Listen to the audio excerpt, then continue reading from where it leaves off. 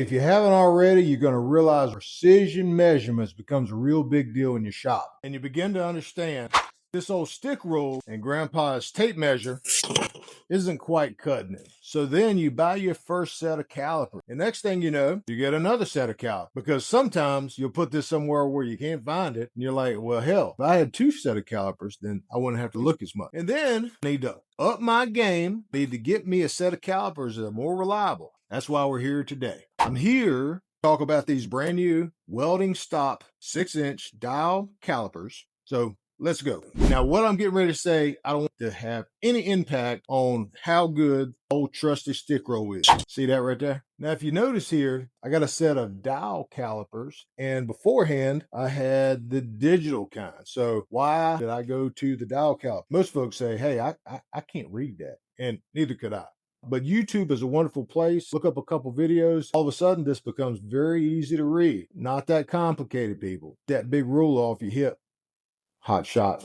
Now I'm here today to talk to you about a gift that I got, Weldingstop dial veneer caliper. Now, I have these other calipers that I had in my shop, no name brands, very cheap, but I wanted to get myself a good set of calipers, some that I can rely on and not have to rely on batteries, which these go dead quite often. And they always seem to go dead when I'm getting ready to use them and I'm in a hurry or something like that. I'm not going to need any batteries anymore, and I'm going to be more accurate than I ever have been. So let's take a look at what we got. I got a nice presentation here. These, when I got these, were in a little plastic thingy that I just threw away. No way of storing these, so I just kind of hang them up in my shop. You can find these bad boys right here on Amazon for about $50. This item right here is top of the line for the price you're going to get it for. I'm going to leave a link in the description that if you go get these suckers right here, you're going to get you a real good deal. So check it out. Now, the Cost Cutter digital no-name brand, I recommend having these in your shop. But when you want reliability, when you want precision,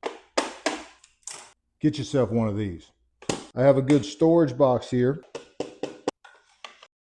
and a nice little foam insert that can keep my calipers in. I got a place to store them now. Good and heavy. And you can see the dial is set exactly on 0 right out of the box. Good smooth movement. If I want to make adjustments here, I can. It's already on 0, but I'll show you that moves right nice and smooth. Put that back on 0.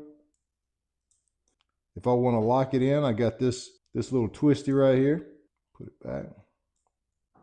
All right, so far so good. You got my veneer readout right here, and that's why they call it veneer, this piece right here. And here's why they call it the dial calipers. And where's the batteries go though?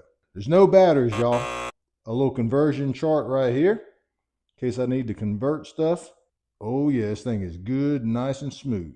Yes, sir. Shockproof stainless steel, ideal for home and DIY measurement, made in China. So you may say, hey, I need something made in the USA. Well, you're going to pay for it. Let's say, hey, I'm going to buy my tools from the United States, period. What are you going to pay for it? ChatGPT, don't fail me now.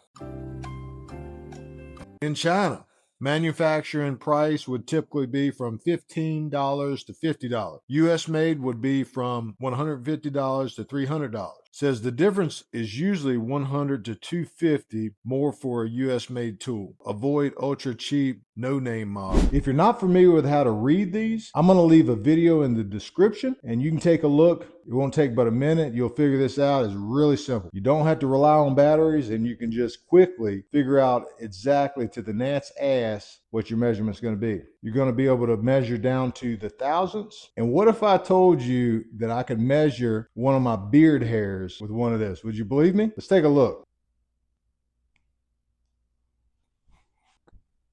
You see it?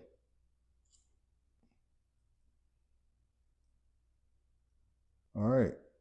She grabbed it there. See that? Yes, sir. Measure the beard hair, thickness of a sheet of paper, you name it. I can measure it with this tool. There's things in your shop you're going to need to be really accurate on. You're probably not going to be cutting any beard hairs. At least you know you can do it, right?